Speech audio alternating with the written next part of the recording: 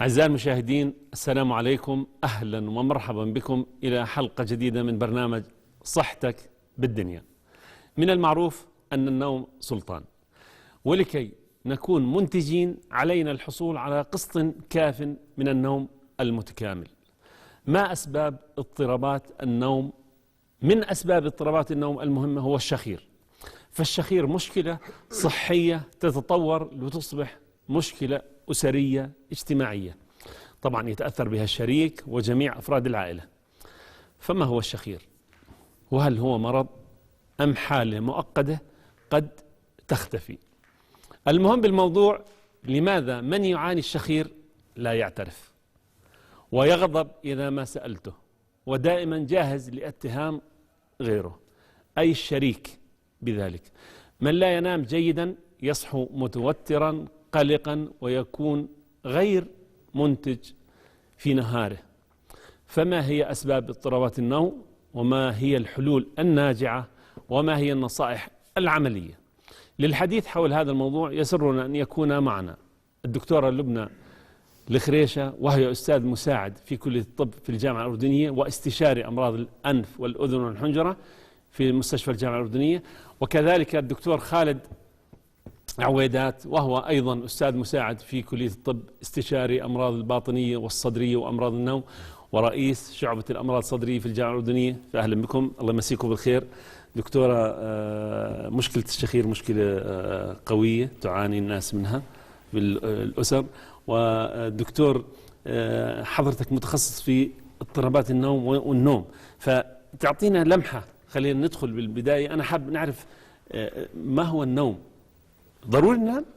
أكيد دكتور علي. أولا شكرا على استضافتي بهالبرنامج. وزي ما حكيت إنه النوم سلطان، أكيد. فالنوم حاب أحكي إنها حالة طبيعية من الاسترخاء، بحيث أن تقل فيها الحركات الإرادية والشعور بالمحيط، وتغيير من الوعي. ما وبس حاب احكي انه عدم فقدان الوعي، تغيير في مستوى الوعي.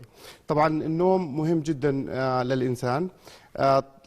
طبيعي لازم الواحد ينام تقريبا من 6 ل 8 ساعات، والدراسات الحديثة أثبتت أنه الإنسان لازم ينام بمعدل 8 ساعات يوميا.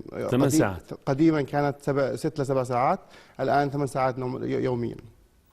طبعا النوم مش زي ما كان يفكروا زمان كمان انه النوم هو حالة يرتاح فيها الجسم وما بيعمل اي شيء الانسان اثناء نومه. لا، بالعكس، النوم في بتكون حالة بيتم فيها معظم العمليات المعقدة اثناء النوم. مثل ايش؟ من ترتيب الذاكرة. بنلاقي انه الناس اللي ما بيناموا كويس ثاني يوم ممكن يكونوا مشتت، عدم قلق، متوتر، قلق، عنده عدم قدره على التركيز. فضروري الواحد ينام كويس حتى يكون ثاني يوم. يعني احنا كنا نفكر النوم انك نام سكر اغلق عن الدنيا. لا ابدا. يبدو انه يعني قال لي في فائده انه تصحى افكارك مش مشتته. فلذلك دكتور اللي بده يروح على الامتحان من الطلاب اللي نتمنى لهم طلب التوجيهي، جد قديش لهم مهم النوم؟ مهم جدا. النوم زي ما حكى هو ترتيب أفكار الإنسان، الراحة جزء. الحاجة بالأغلب زادت للنوم لأنه طبيعة حياتنا زاد الاسترس والقلق والأشياء اللي بنسمعها، فلازم جزء يرتاح الجسم. يعني أي جهاز انت بتسكره بتريحه، الجسم لازم يرتاح وهو من خلال النوم.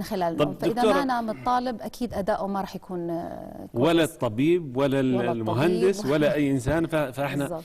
تعرفي اليوم اجتني نكته بتقول لك يا اخي واحنا صغار كنتوا تنيمونا غصبا عنا، وهسه لما بصرنا نسهر بتمنعونا من السهر. يعني شوفي قديش في تضارب، انه الاطفال بنقول ناموا، وكمان يقال انه النوم بيخليك تنمو.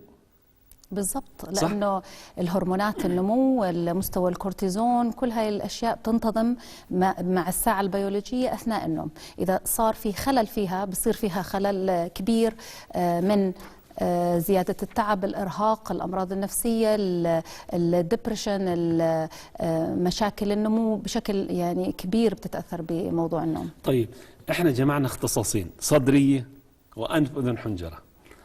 شو الرابط بين عنواننا الرئيسي الشخير ومن ضمنه اضطرابات النوم دكتورة؟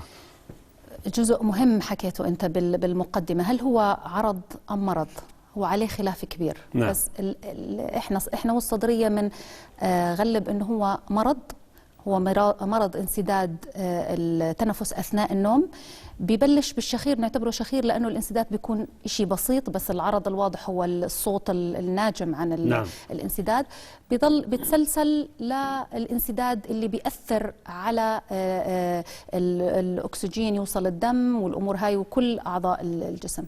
فاحنا تيم وورك زي ما بيحكوا، احنا فريق. ممكن المريض يجي لعندي بالبداية بس أنا أحوله لزميلي ويكمل فيه بالتشخيص، بعدين يرد يرجع لي إياه كجزء من العلاج، وممكن هو يكمل معظم العلاج. دكتور خالد، من وجهة نظرك ترابط الاختصاص بهذه الحالات المرضية اللي هي يعني احنا أول شيء خلينا نقول لما نحكي عن اضطرابات النوم، ما المقصود باضطرابات النوم؟ زي ما حكينا من البدايه، النوم تقريبا 30% من حياه البني ادم، يعني تقريبا المريض اذا عاش 60 سنه 20 سنه من حياته نوم. فهاي الفتره من حياته معرض انه يصير عنده امراض اثناء النوم. من اهم الامراض والاعراض، زي ما انت حبيت تطرح موضوع الشخير اليوم. الشخير نعم. الشخير هو زي ما حكت دكتوره لبنى، هو صوت يصدر اثناء النوم اثر ضيق بالممرات التنفسيه. هذا الممرات التنفسيه دخول الهواء من هاي الممرات ببلش من تخصص زميلتي اللي هو عن طريق الانف والفم، وبدخل لعند البلعوم. فقبل ما يمر او يصل الرئتين في هناك ممرات هوائيه. هاي الممرات الهوائيه اذا كان فيها اي تسكير تؤدي الى عدم وصول الهواء الى الرئتين، وبالتالي يؤدي الى اضطرابات النوم التنفسيه. يعني هو بالواقع مشكلة مشتركة، وإحنا دائما بنحبذ دائما لما المريض يتعامل من أطباء، وهو اللي حضرتك بتحكي فيه الدكتورة، فريق عمل، يعني بالنهاية تصلوا لقناعة ولنتيجة أفضل. والطبيب والمريض بيقتنع إنه يعني فعلا إن أنا شافني طبيبين مش طبيب واحد واختصاصات مختلفة. هلا إذا جينا على الشخير من وجهة نظر طبيب أنف أذن حنجرة، يقال إنه يعني الحالة قد تكون مؤقتة وقد تستمر، أو قد تتحول إلى مرض فعلي. فكيف دكتور شو بيعني الشخير اللي حضرتك؟ هسه قديش هو كبير، مشكلة كبيرة؟ هو مشكلة كثير كبيرة، لأنه نسبة الناس اللي عندها شخير نسبة كثير عالية، تزداد مع العمر. هسه يمكن الشخير مش بس بالكبار زي ما احنا بنتخيل، ياما أطفال صغار. صح. يعني الشخير عرض أو مرض مر فيه من طفل، من عمر ما ينولد لحد ممكن ينتهي عمره. فهو ظاهرة شائعة، كل الأعمار، كل يعني أنحاء العالم، كل الذكور وإناث، ذكور وإناثا. بالذكور 7 إلى 10 مرات أكثر. عشان هيك عادة حتى عند الأطفال؟ لا، الأطفال يتساوى في هاي. لسه ما في موضوع ذكر، وهي موضوع اللي هو اللوزتين والناميات الأنفية وهي الأشياء. فهو مرض يعني كثير مهم بسبب شيوعه، بسبب ممكن أنه كمان نحل المشكلة بسهولة عندهم. نعم. وممكن تكون مرض خطير والمريض ما بيعرف، متخيلين أنه بس هذا الصوت اللي بزعج ويعني متوانيين عن العلاج.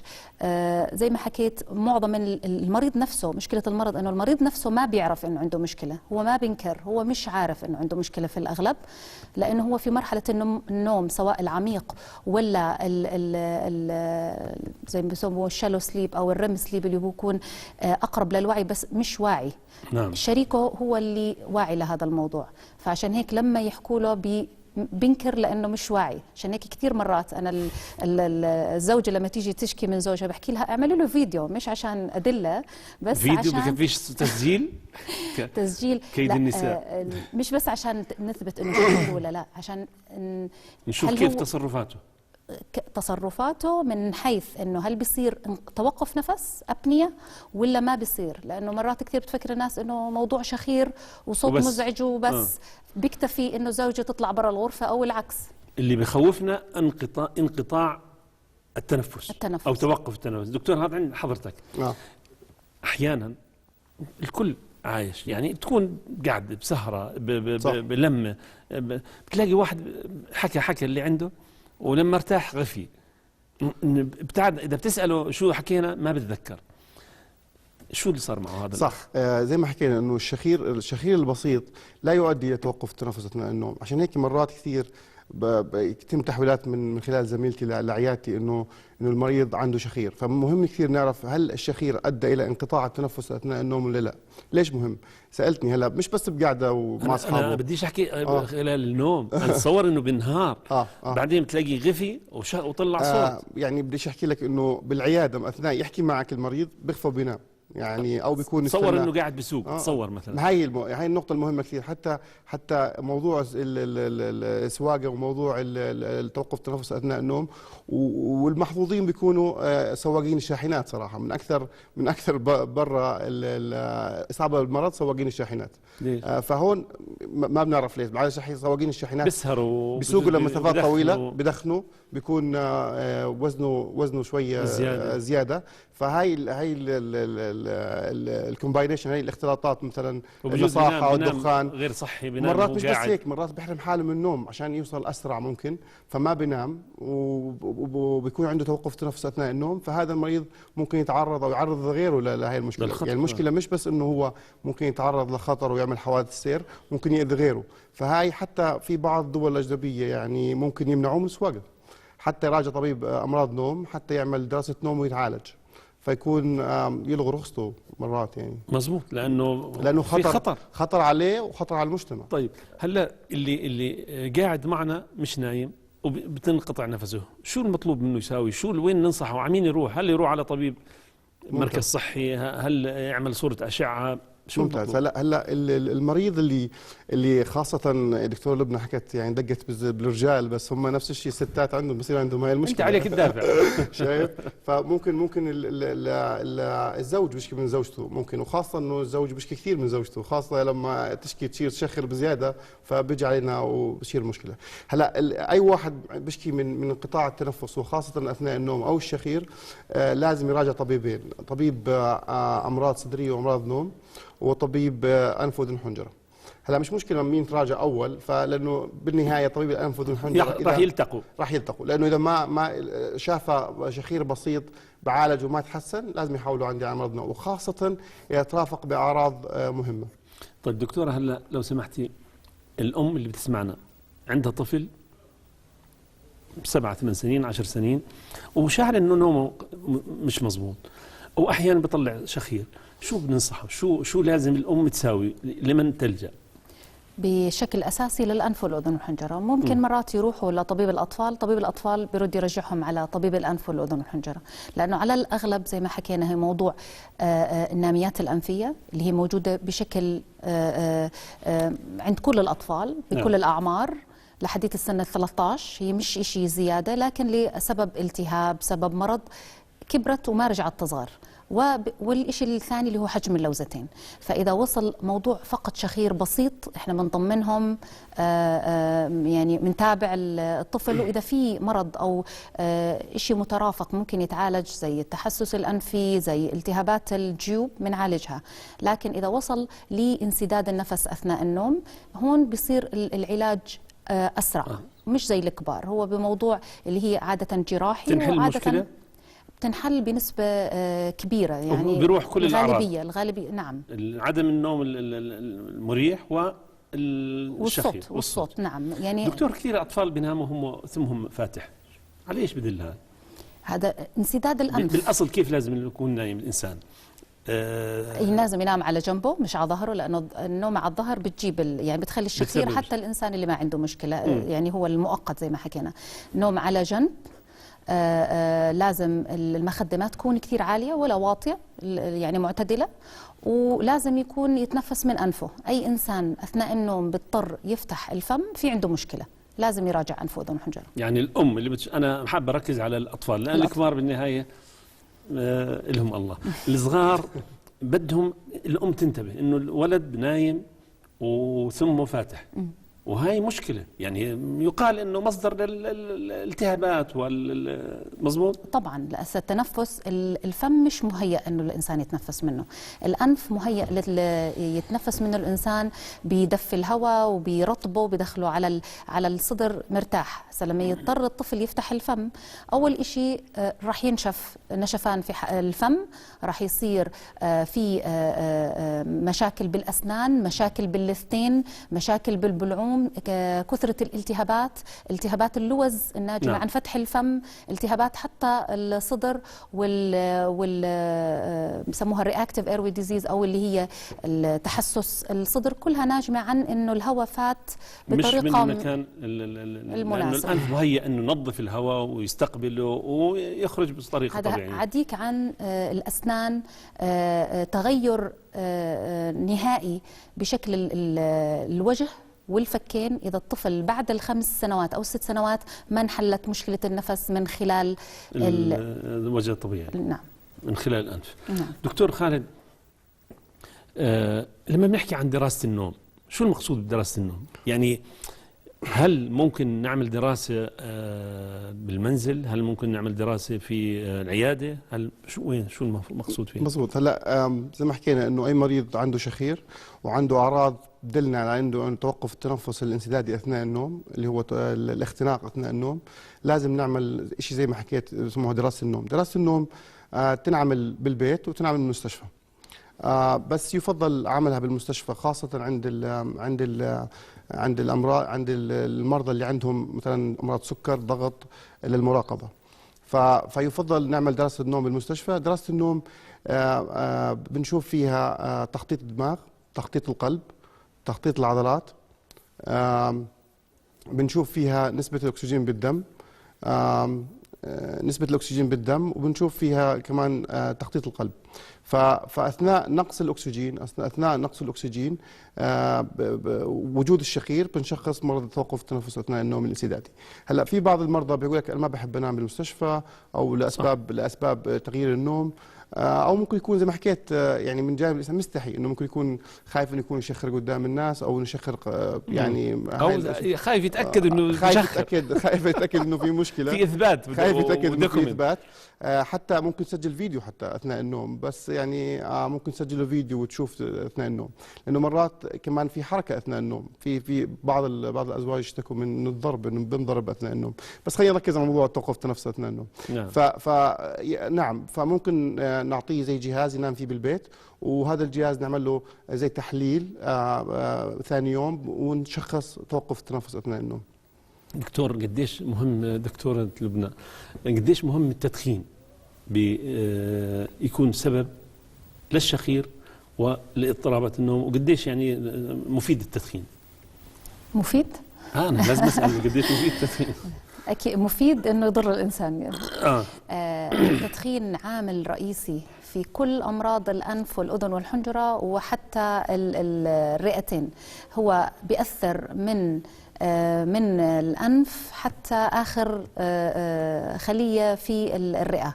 فالجزء اللي بيأثر إنه على المنطقة هاي، وهي موضوعنا اللي هو موضوع الشخير، إنه أول إشي بيقتل الشعيرات اللي بتنظف الأنف، الحلق، الرئتين. فالمخاط والإفرازات، في شعيرات وظيفتهم تنظيف. طبعا طول اليوم احنا شغالين بيحركوا المخاط من الأنف حتى الإنسان يبلعه، وبالعكس بالرئتين عشان إذا في أي شيء يطلع للخارج. فهدول الشعيرات بتموت. الشيء الثاني، المخاط والإفرازات بتصير كميتها أكبر، بتصير طبيعتها أكثف، فما بتطلع بسهولة. الأغشية المخاطية بتتضخم اللي موجودة. فكل هاي الأشياء بتؤدي لتضيق مجرى النفس، واللي بيؤدي إلى الشخير، والذي يؤدي إلى كمان انسداد النفس أثناء النوم. يعني دكتور، في ناس هم نايمين بيحكوا، شو لها علاقة يعني؟ هلا بدناش ندخل بالاحلام، بس اذا بدك كمان تحكي لنا شوي عن الاحلام اللي بتكون مزعجه. هلا النوم بقسموه لقسمين صراحه. النوم حركه العين السريعه اللي هو ريم سليب، والنون ريم سليب حركه النوم غير السريعه. هلا المريض اللي عنده شخير وتوقف التنفس اثناء النوم نادرا ما يحلم، لانه ما بوصل لمراحل النوم العميقه. فبيحكي لك انا من زمان ما حلمت او صار معي احلام او شيء زي هيك. فلا يعني بمعنى آخر الحلم مرتبط بالنوم العميق. صح. 80% من الاحلام بتصير من النوم، حركه العين السريعه اللي هو ريم سليب. والمريض اللي عنده توقف التنفس اثناء النوم شو اللي بصير؟ بنزل الاكسجين عنده، بيرتفع ثاني اكسيد الكربون، الجسم بيحس حاله بانه خطر، بصحى دماغ، لما يصحى دماغ برجع يبلش من اول جديد. فهي بسموها سليب فراجمنتيشن او تقطع النوم. فعشان هيك زي ما حكيت لك انه معظم عمليات اللي هي الذاكره بتتم بالنوم العميق، ترتيب عمليات الذاكره ولثاني يوم وعدم التشتيت بتم بمرحله النوم العميق. طب واللي بيقوم من النوم وبيمشي؟ هلا هاي كمان من امراض النوم، بس يعني لازم بتشوف اذا عنده مشاكل او اضطرابات بالنوم او لا كبدايه، والها امراض بتصير بالصغار وبكبار السن، والها يعني موضوع معقد صراحه. طب هل الحكي اللي بيصير بالليل وانت نايم له علاقه بحلم ولا انت؟ ممكن يكون علاقه اكيد، يعني بالعاده بيكون له علاقه بحلم، ومرات بصير عندهم سليب تيرور بسموها، يعني ارهاب، يعني ارهاب اثناء النوم، بيشوف حاله بينقتل او خوف اكثر من الاحلام، يعني بشوف مواضيع مرعبه او بده يقع من له علاقه بالتوتر اللي انت داخل في مرحله النوم، او انه النهار اللي عشته هذاك. هي حلقه دكتور علي. شو اللي بصير لما واحد ما بينام كويس؟ بصير عنده مشاكل بالنفسيه، بصير عنده احباط، بصير عنده شعور بالقلق بالتوتر، فمع الوقت حاله خوف عام، فممكن لو تحل المشكله من بدايتها ما بتصير هاي الشغلات. دكتور احكي لنا لو سمحتي قصه، كيف يجوكي ناس واحد بتشكي جوزها بشاخر، وكيف ردة فعله، وكيف ممكن يقتنع، ولوين وصلت؟ انه يعني انا بعرف انه وصلت لمرحلة الفراق، يعني حتى انه ممكن يؤدي الى الطلاق، يعني انعدام الأسرة او تأثر الأسرة. كيف شو الشيء اللي ممكن تحكي لنا اياه بهذا الموضوع؟ يعني في كثير قصص طريفة، يعني هي إلا طريفة بس للأسف لا هي طريفة للمريض نحكيها، فلذلك للعبرة. واحدة من القصص هي مريضة يعني كثير علاقات ود وحب بينها وبين زوجها، بس بلش ينصح، فبلشت موضوع الشخير. هي حساسة شوي بالنوم، فكل ما يشخر تصحى، فشوي شوي تطورت إنه خليني عالجت، ما زبطت الأمور. شوي شوي صارت هي تطلع برا الغرفة لأنها مش قادرة تنام. فبالآخر يعني آخر مشهد حكت لي إنه إحنا كلياتنا تركنا البيت ورايحين على أقصى الغرفة اللي هي غرفة الضيوف عشان ننام فيها أنا والأولاد، وهو في غرفة النوم، ومع ذلك بننزعج من صوت الشخير. هو الواحد بس تبلش تنزعج من زوجها كل شيء بتصير تشوف، بتصير سبب. طب هل تم معالجته هذا الأخ؟ يعني بالنهاية شو ذنبه دكتورة؟ هسا يعني واحد بشاخر أو واحدة بتشاخر، يعني بنحكيش عن شخص معين، بنحكي إنه إذا في شخير ابتلي هذا الإنسان أو هذه السيدة بشخير، ليش؟ شو العقاب اللي لازم نصل له حتى يعني شو الحل؟ هي مش عقاب، هي المشكلة إنه المريض يعني إحنا عادة بنبلش بنزول الوزن، يعني هو أهم جزء وأسهل جزء المفروض، لأنه لا فيه أدوية ولا فيه عملية جراحية ولا فيه خطورة. لكن إحنا للأسف إحنا الرجال عنا يعني برفضوا، يعني إحنا الستات ممكن تتشجع تكيف إنه هو جزء من العلاج، وكمان برضه بتصير بشكل أفضل. كمان مبتلي بالشراهة، مبتلي بالتنوع. يا ريت إنه أحيانا بياكل كثير بيعترف، بقول لك أنا والله ما باكل، أو أكلي متأخر، وهو طعمي الصبح منسف بياكل، الظهر منسف بياكل. دكتور نفس الموضوع، شو القصص اللي صارت مع حضرتك؟ بجوز تستغرب، انا مره جاني الجار بشكي بس الجيران يعني كثر الشخير، يعني الجار بشكي فيعني بدل ما اجى مع المريض زوجته جت معاه جاره اجى معاه، فبحكي له انا يعني بشخر كثير وعندي شاهد، هاي جاري بشكي اني كثير بشخر بالليل. وفعلا مرات يعني بيكون صوت الشخير كثير مزعج. وجزء دكتور علي، جزء من المشكله انك تعرف انه عندك مشكله، هي اهم شيء من العلاج، انك تعرف انه في مشكله. وزي ما حكت الدكتوره لبنى انه جزء من العلاج هو مش بس انه زي ما نحكي بعد شوي، وراح نفرجيكم صور كيف العلاجات بتتم عن طريق الاجهزه او جهاز اسمه سي باب، اللي هي تغيير من نمط الحياه. تغيير نمط الحياه شو يعني؟ يعني بصير الواحد يفكر ببطل دخان، يخفف وزنه، بيلعب رياضه، ما يخفف من شرب القهوه، يعني وخاصه قبل 4-5 ساعات من النوم، كل هاي الشغلات مهمة كثير بنمط الحياة وتغيير نمط الحياة، وتؤدي إلى تحسن نظافة النوم بسموها، أو بسموها سليب هايجين. شو أمامنا هي الجهاز اللي موجود؟ هذا الجهاز اللي هو نقدر نستعمله في علاج مرض التوقف الانسداد الرئوي، توقف الانسداد الرئوي الانسدادي. هذا الجهاز عبارة عن يعطي هواء مضغوط، يعني حتى يعطى للمريض بالمنزل بالضبط، يعطى للمريض بالمنزل، عبارة عن قناع زي ما شفنا بالصورة، مربوط بتيوب، مربوط بجهاز. هذا الجهاز بعطي هواء مضغوط حتى يخلي القنوات الهوائية المفتوحة، لأنه في صورة ثانية أتوقع عنا موجودة بتبين وين مشكلة التوقف التنفس أثناء النوم. هلا الشخير ممكن يكون بالأنف. هاي الصورة بالضبط، هاي الصورة اللي هي في صورة ثانية، بس هاي الصورة خلينا نحكي عنها. هاي الصورة بتبين لك إنه الجهاز موجود، والهواء هذا المضغوط بيفتح القنوات الهوائية بحيث إنه ما بصير يلغي الشخير أولا، لأنه الشخير. هاي في صورة ثالثة دكتور. بالضبط، هاي كمان بنشوف كيف الحلق من الداخل، زي ما انتم شايفين هون اللي في اللهاء وفي اللسان. مرات حجم اللسان زي ما تعرف دكتور، حجم اللسان ممكن يعمل تسكير، وخاصة إذا المريض نام على ظهره. احنا ما بنحب وما بنفضل ينام المريض على ظهره، ونسبة كبيرة من الناس لما يناموا على ظهرهم بيشخروا. مش شرط يكون عنده توقف التنفس أثناء النوم، بس اللسان مرات بيسكر طريق للتنفس. صح. فمهم كثير نحكي للمريض، هو يعني المريض ما راح يكون واعي انه ينام على ظهره ولا لا، بس في علاجات ممكن يعني في قميص او بحط فيه زي تنس إلبو، طابات تنس بتحطها بالقميص، وحتى ما ينام على ظهره. بس بده ينام على ظهره بتصحيه لانه ما بقدرش ينام على طابات التنس، فبتضايق، فبينام على جنبه. مع الوقت بيتعود ينام على جنبه. فزي ما حكينا تغيير من نمط الحياة، توقيف التدخين، نزول الوزن، هي امور تبدو صعبه لما تحكيها للمريض. لازم تعمل هيك، تعمل هيك، تعمل هيك، شوي يعني بلش معاه شوي. مش تحكي له بيكون بدخن 5 باكيتات باليوم تحكي له يعني وقف الدخان، يعني نزل وزنك، او بحب الاكل، او بحب الاكل يعني. فلازم تحكي له انه هو لما يبلش يخفف وزنه، يغير من طبيعه حياته، يبلش يشوف كيف الامور والنشاط البدني. دكتوره، نصائح لهذه الفئه من المرضى من وجهه نظر طبيب انف واذن وحنجره تتطابق مع اللي حكاه الدكتور، ام انه في اجراءات وقائيه او علاجيه ومن ثم النصائح؟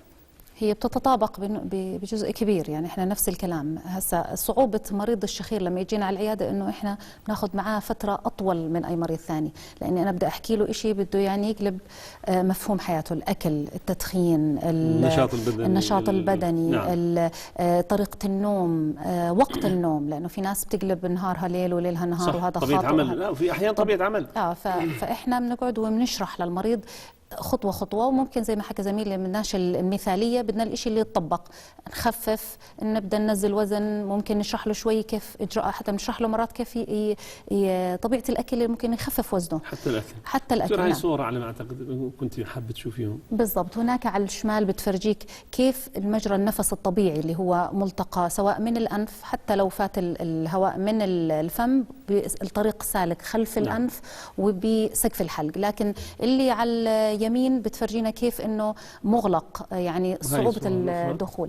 هاي واحدة من العمليات البسيطة او الجراحات اليومية اللي ممكن نعملها بالعيادة او بالجراحات اليومية والمريض صاحي، اللي هي من خلال سواء ليزر او من خلال كوبليشن، اللي هي ممكن تشد او تخلي سقف الحلق اكثر صلابة. المنطقة المرتخية بتنشد شوي، تكون اكثر صلابة، فتخفف من موضوع الشخير. هاي اكثر للشخير البسيط عشان بتساعد. يعني احنا عارفين ليش احنا حلقتنا كمان بدنا نعرف انه كثير في لغط حول انه علاج الشخير وعلاج الشخير، حتى احيانا مكتوب بالجرائد دعايات. فهل اللي عم بصير بالليزر وبالتقنيات بتحل المشكله ولا لا؟ احنا بدناش الناس تنجر وراء شيء مشان نكون واضحين. هسا مريض الشخير زي ما حكيت راح ينجر وراح يروح على عياده. اسمحينا ناخذ فاصل ونعود لانه هاي مهم. اعزائي فاصل قصير ونعود، ابقوا معنا.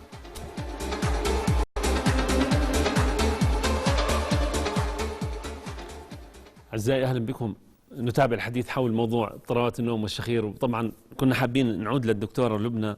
إنه دكتورة في إشي تجاري بهالموضوع هذا، خلينا نوضح قديش الفائدة من العلاج الناجع والنصائح. التغيير في الحياة زي ما حكينا، موضوع تنزيل الوزن والهاي كلها مثبتة علميا وبدراسات إنها أكيد بتحسن. كل كيلو بيخسره المريض بيحسن 100%، هاي ما فيها يعني شيء تجاري، هذا علميا مثبت. لكن المريض بده الحل السريع. احنا كل مرضانا اعمل لي عملية خليني اطيب وخلص، وخلي غيري يشتغل مش أنا. هاي مع عقليتنا المرضى، إنه أنا تنصحني بكذا وكذا، دكتور سوين أنت يعني خليني بسرعة، يعني لا بده يعمل رياضة ولا بده يخفف وزن ولا بده يضل يدخن. هسا إذا أصر المريض ممكن يعني هي بتعمل راحة بالأعراض زي اللي شفناها، موضوع الكوبليشن أو الليزر بتريح أكيد بالأعراض، بس بحكي للمريض هذا الراحة هي مؤقتة. إذا ظل على نفس العادات الصحية السيئة، نفس الوزن، نفس التدخين، كل هاي الأمور ما تغيرت، راح يضل المريض يعاني من نفس المشكلة، راح تختفي الأعراض لفترة ترجع مرة ثانية. نعم. دكتور خالد، هلا كمان نفس الموضوع، قديش في استغلال للموضوع انه كيف يتساعدوا وشو يلجأوا لطرق شعبية او طرق غير علمية؟ هلا مهم كثير نعرف انه انقطاع التنفس الانسدادي النومي درجات، يعني في درجة بسيطة، درجة متوسطة، درجة شديدة. الدرجة المتوسطة والشديدة لا ينفع معها العمل الجراحي صراحة. لازم يكون المريض يستخدم جهاز اسمه CPAP اللي شفناه، اللي هو نعم. بعطيك ضغط هواء. هاي عبارة عن علاج وليست شفاء. لازم نميز بين شغلتين، علاج وشفاء. المريض بيسألك كم راح استعمل هذا الجهاز، يعني استعمال الجهاز مدى العمر. الجواب مدى العمر. وحتى لازم أكد على شغلة، يعني ونزول الوزن كويس، بس حتى لو نزل وزن المريض بضل عنده المريض توقف التنفس أثناء النوم بدرجة أقل. يعني توقف التنفس أثناء النوم لا يختفي بنزول الوزن، بتحسن كثير، بس لازم يستخدم الجهاز. دكتور، اللي بيكون قاعد معك وبينام وبيشخر صوت عالي ممكن يموت؟ ممتاز. عمر يعني وصلت لحد انه ممكن يموت من وراء هذه الانقطاع؟ هلا زي ما قلنا انه اذا المريض ضل عنده توقف التنفس اثناء النوم، انقطاع النفس، نقص اكسجين لدرجه لمده 3-4 سنوات او 5 سنوات، تراكمات، فبصير في عندك ارتفاع الضغط الشرياني الرئوي بالمستقبل، وممكن يؤدي الى عدم انتظام دقات القلب والموت. كثير نسمع ناس دكتور علي انه توفوا هم نايمين. صح. فمن اسباب كثير، خاصه اللي عنده زياده بالوزن، الدخان، وعنده انقطاع التنفس اثناء النوم، بيقول لك والله جينا عليه الصبح متوفي المريض، ما اصبح. فهاي كثير من اسباب بسموها الموت خاصة المفاجئ. تقدم بالعمر، المتقدمين بالعمر، ومش شرط حتى يعني بالاربعينات، شفنا حالات كثير بالاربعينات والخمسينات موت مفاجئ اثر عدم انتظام دقات القلب، ومن ضمنها توقف التنفس اثناء النوم. بس بدي احكي عن الانقطاع التنفس الانسدادي اثناء النوم، نسبته 14% من الرجال، تخيل 14%. والسيدات تقريبا 5%. يعني تقريبا دائما حظهم قوي ما شاء الله عليهم. فمشكلتها 14% من سكان العالم. طبعا نسبة الشخير عند الرجال لازم نحكيها، 25% من الرجال عندهم شخير، 14% من السيدات. نعم. يعني 14% عدد ممتاز. بس مهم كثير نميز بين الشخير البسيط والشخير اللي يؤدي الى توقف التنفس اثناء النوم، لانه مرض انقطاع التنفس اثناء النوم هو مرض مش بس بصيب كل اعضاء الجسم، بياثر على عدم انتظام السكر، بياثر على عدم انتظام الضغط. كثير بيجينا تحويلات من اخصائيه الكلى، اخصائيه الغدد، عدم انتظام الضغط. بس نعمل لهم مختبر نوم ونلاقي عنده توقف التنفس اثناء النوم، بنعالج توقف التنفس اثناء النوم، بزبط الضغط. حتى ممكن يكون المريض على 5 أدوية للضغط وما عم بزبط الضغط. ليش؟ لأن المريض ما باخذ حاجته أثناء النوم، بضل ستريس وقلق أثناء النهار مع عدم تركيز، كل هاي بتؤدي إلى هذا. دكتور تفضل. في شيء فزي ما قلنا لازم نزيد الوعي بصراحة. يعني وهي حلقتنا جزء من يعني إنه أي واحد عنده شخير يطلب، يعني سواء سيدة أو رجل، لازم إنه حتى الشريك، مش شرط، حتى في ناس بتلاقي أصحاب ساكنين مع بعض، يعني ما بيناموا عنده أو بيطلعوا برا الدار أو ما بيستأجروا حتى معاه، يعني يسكن معهم. فكثير تؤدي إلى عوامل اجتماعية كثير كبيرة.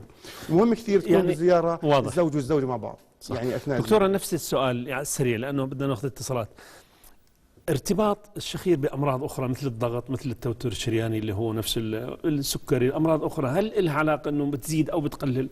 أكيد، هاي في عليها دراسات، هاي كل اللي هو عدم ارتفاع الضغط، الموت المفاجئ، القلب، طبعا كل هاي الامور، التكلس في شريان تسمحوا لنا الرقبة. ناخذ اول اتصال دكتور بهمش لبنى. معنا السيد امين العمري. مساء الخير شيخ امين. مساء الخير دكتور علي. تفضل حضرتك على يسعد الهواء. مساك بضيوفك الدكتوره لبنى والدكتوره خالد. تسلم. لو سمحت ملاحظه للدكتوره لبنى وملاحظه للدكتوره خالد. دكتوره لبنى، ما هي اهم اسباب كثره نزيف الانف؟ وهل يوجد علاقه بين شرايين الانف والشعر داخل الانف الموجود في النزيف المستمر؟ وما هي افضل طريقه في التعامل مع نزيف الانف بهذه الحالات؟ كتبتي الملاحظه الثانيه للدكتور اخ خالد. امين. نعم. اول شيء طول بالك على مهلك وتعلي صوتك. كثره ايش بالانف؟ الانسجه؟ يعني ما هي علاقه النزيف المستمر داخل الانف؟ النزيف. هل يوجد علاقه بين شرايين الانف، ضعف شرايين الانف والشعر داخل الانف، ويعني في النزيف المستمر؟ وشو افضل طريقه في التعامل مع هيك النزيف داخل واضح الانف؟ امين. السؤال للدكتور خالد. السؤال الثاني للدكتور خالد، ما هي افضل اوقات وساعات النوم للانسان الذي يعاني من امراض مزمنه وخاصه امراض القلب وامراض السكري تكرم. وشكرا لك وشكرا لضيوفك. تكرم يا منير. تكرم. شكرا لك. امين. معنا اتصال من منير. مساء الخير منير. معنا اتصال جديد. الو. تفضل منير على الهواء حضرتك. حضرتك على الهواء تفضل. الو. حضرتك على الهواء تفضل سامعينا. السلام عليكم ورحمة الله وبركاته. يبدو في خلل الله يعطيك بالاتصال. العافية. سامعينك يا منير. حضرتك على الهواء. معناته في طبعا انا عندي فرونزا والانف مسكر، وفي عندي ركبي بوجعني والحلق نفسه مجرح من جوا. كم يوم يعني صار لك؟ اكثر من اسبوعين. كم يوم صار نوع لك؟ الادويه لا حياه لمن تنادي. عليك حرارة؟ عليك حرارة؟ لا. طيب سلامتك. تسمع الإجابة إن شاء الله. معنا الأخت فاطمة. مساء الخير يا ست فاطمة. تسمعينا من الهاتف لو سمحتي. أخت فاطمة. الو. اسمعينا من التليفون لو سمحتي. تفضلي حضرتك على الهواء. تفضلي. الو. تفضلي حضرتك على الهواء. الو، يعطيك العافيه. يعافيك يا ربي ويخليكي.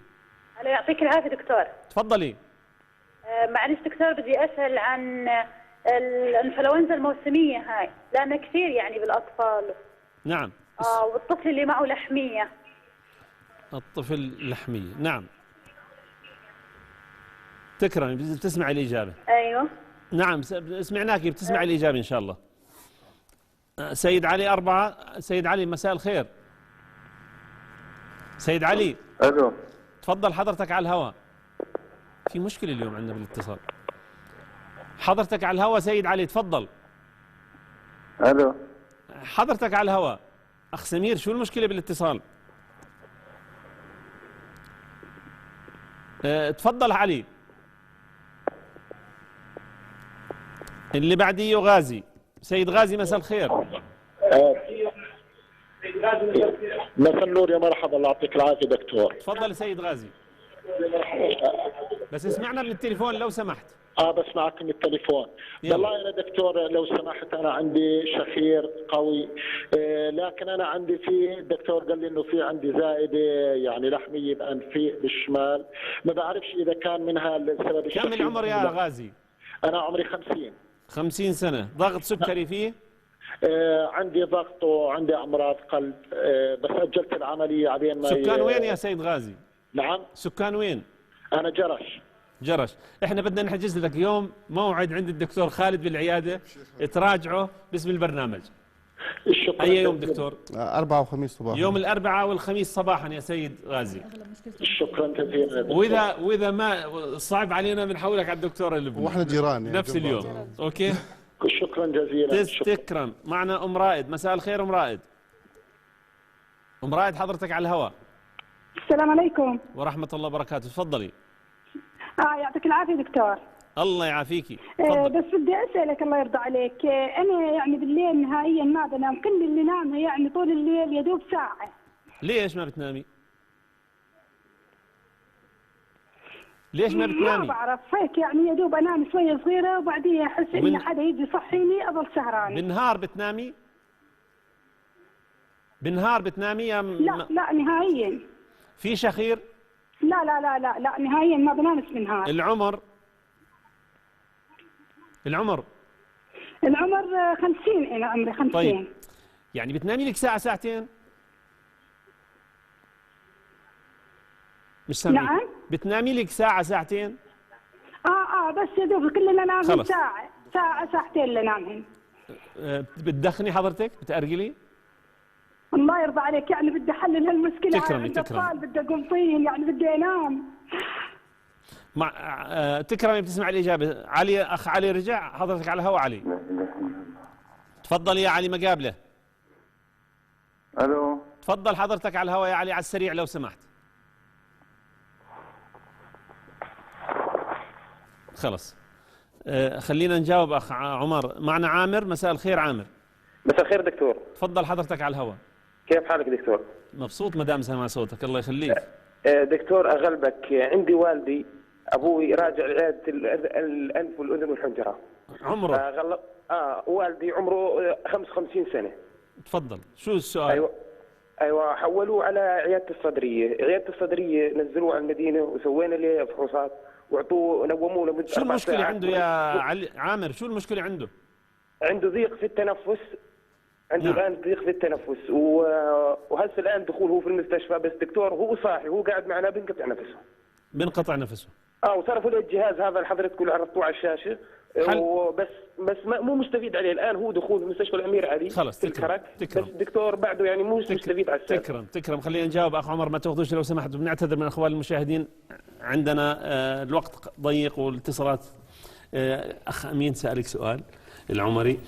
كثرة النزيف له علاقة بالشعر وبالأنف؟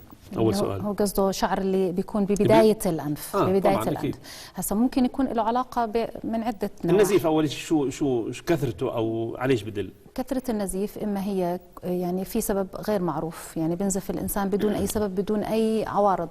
الإشي الأهم الثاني اللي بعده هو يعني محاولة تنظيف الأنف بإصبع الإنسان، اللي هو هذا يعني عادة صحية سيئة مش صحية.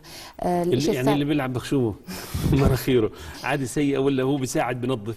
لا، هسه في طرق ثانية لتنظيف الأنف. هي اللي هي إما من خلال الاستنشاق، يعني أنت كل صلاة بتتوضأ بتعمل استنشاق للأنف. هاي طريقة. هاي بدك حاس في إفرازات كثير، ممكن تستعين بالمحاليل وغسول الأنف اللي هي مية البحر بعدة منتجات. ممكن يعملها حتى المريض بالبيت ويستنشق ينظف الأنف. دكتور أنت عارف لما تستنشق رأس المية بتنزل، شو في طريقة ثانية لحتى هذا السائل يظل بالأنف؟ الاستنشاق الصحيح، إما الإنسان في ناس عندها القدرة إنها تستنشق من الأنف، يفوت من الأنف يطلع من الحلق. إذا ما قدر الإنسان يعمل هذا ممكن نساعده. إما بده يجيب إشي جاهز من الصيدلية اللي هو لما يضغط بيكون في قوة دفع لهذا السائل إنه يفوت للأنف، أو ممكن إذا بده يحضره بالبيت بيجيب سرنج ومع الضغط السرنج إنه يفوت من الأنف يطلع من الحلق. واضح. يعني عادة النزيف كثرته شو علاجه مشان ننصحه إذا بضل يعني في كي سمعته في كثرته لازم يراجع أنف وأذن وحنجرة، لأنه بدنا نستثني أي أسباب ثانية. لا سمح الله أورام، مشاكل صحية. والشعر ممكن يكون له علاقة إنه طريقة إزالة الشعر تكون خاطئة، فبيجرح الأنف إما بالمقص أو اللي بيروح عند الحلاقين وهي الأمور، فبتأذي المنطقة فبتصير تنزف. طيب سألك عن ساعات النوم المناسبة الأفضل. اتوقع سألني اوقات النوم. الاوقات النوم المناسبه لمريض الضغط والسكري. النوم لو نام على بهمش دكتور، هاي الصوره بتخصك ولا ايش؟ هو نعم، هذا واحدة من طرق علاج الشخير من خلال الجهاز الكوبليشن اللي بيدخل من بشد المنطقه اللي مرتخيه، بيعمل يعني انفلاميشن، والانفلاميشن بيعمل التهاب. الندبه بتشد فبتخليها اكثر صلابه. يعني مسبب التهاب، والالتهاب بخلي العضلات ترجع. نعم. دكتور تفضل. اوقات النوم يفضل النوم الساعه 10 مساء ويستيقظ الساعه 7 صباحا او 6 صباحا، يعني تقريبا 8 ساعات. 8 ساعات ينصح لمريض الضغط والسكري او اي انسان بالنوم 8 ساعات. لا تختلف اوقات النوم. دكتور يقال انه ساعات الفجر مهمه بس تكون صاحي. اكيد يعني لا عارف، يعني يقال انه معظم اللي بيراجعوا الطوارئ اللي عنده مشاكل قلب أو مشاكل جلطات دماغية الفترة الصباحية ما بعرف فيه، لأنه ناموا فترة طويلة، جسمهم خامل، وبس يصحوا بتصير في مشكلة. هل هذا علميا الحكي؟ دكتور علي، بس الجسم يكون مرتاح، يعني مرتاح بس مش خامل. الجسم بيكون زي ما قلت لك تغيير هرمونات، تغيير طبيعة فسيولوجية بالجسم، تركيز على الجانب العصبي والذاكرة، بس يعني في مهام بتصير أثناء النوم، والنوم عنصر أساسي من يعني بس زي ما قلت أنت، إذا كان 6-7 ساعات 6-7 ساعات كفاية. 6 قليل صراحة، 8 ساعات، من 7 ل 8 ساعات. حتى الكبار السن. طب هاي الأخت اللي أنا تركت لك إياها، أم بتنام ساعتين وبصحوها بتضل. لا، أم رائد عندها مرض غير. خلينا نيجي عليه. بس نجي طيب. بس كبار السن. منير، الإنفلونزا سؤالين، منير عن الإنفلونزا والفاطمة سألت عن الإنفلونزا. شو هالفيروس الموجود ذبحنا؟ هي كل فترة للأسف بصير يعني زي تيجي فيروسات قوية، لأنه هذا الفيروس الإنفلونزا بيضل يجدد نفسه، يعني ما بيضل نفس السلسلة الجينية. اللي كان العام ما بيجيش السنة، ما أو بيجي السنة. مش شرط يجي السنة اللي بعديها. لا طبعا، فلما يجي بيكون بالبداية له أسبوعين ومش مخلي دواء ومش بتحسن. ما فيش إنفلونزا بضل أسبوع. شو بيقولوا عن الإنفلونزا؟ عالجوا أسبوع وإن ما عالجوا 7 أيام، يعني المهم الحرارة ما ترتفع، تسيطر على الحرارة. دكتور شو هيك؟ هي باعتبارك صدريه. هي كثير بمر. لا، مهم كثير. الانفلونزا زي ما حكيت هي فيروس، اذا اعطيته مضاد حيوي 7 ايام واذا تركته بدون مضاد حيوي اسبوع، فهو العلاج نفس الشيء. يعني بس نعطيه بانادول او باراستامول، يعني مسيطر على الحراره، مسيطر على الحراره، يرتاح، يشرب سوائل.